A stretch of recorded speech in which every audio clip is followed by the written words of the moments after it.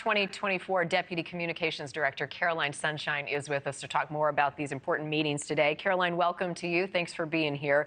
So I want to talk about unity and agenda, two things that will come up today. Let's start with unity. How important is it for former President Trump to look to unify the party ahead of the convention?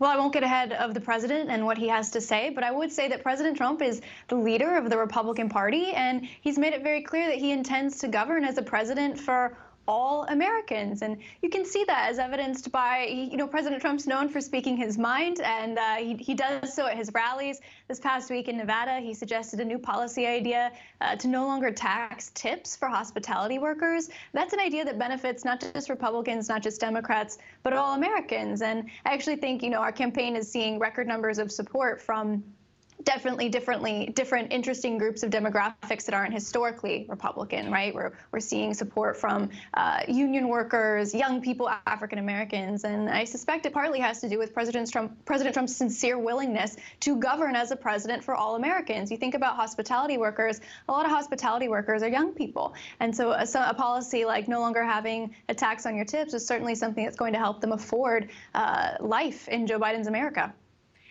President Trump has ardent support around his base. His base shows up for him anywhere, anytime, rain or shine. But it's the moderates, it's the movable middle that we hear so much about. How does he plan to address that with congressional leadership today and between now and November in what will be an election likely won in the margins so close?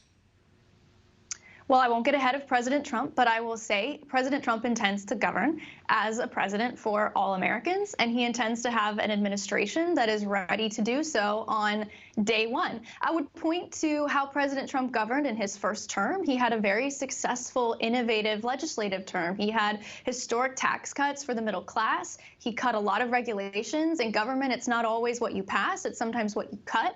He passed and signed a budget that rebuilt our military, and he passed the right to try legislation, signed and passed that legislation, which on our campaign we're particularly grateful for. The right to try legislation was a piece of legislation that allowed for patients who had terminally ill conditions to try experimental drugs that, yes, may not have been ready to go and approved by the FDA, but it gave people a fighting chance to extend their lives, have more time with their family and loved ones. We have a member of our own campaign who credits her life with being here because of that life-saving legislation. I would also say that President Trump intends to enforce laws that are already on the books, particularly when it comes to immigration, particularly on the topic of immigration. It's not so much that we need new laws, it's that we need to enforce the ones that are currently on the books, that are effective, that are currently not being enforced by the Biden administration. So one of the big agenda points that will be discussed today, immigration, the economy, the tax cut extension that you mentioned, excuse me.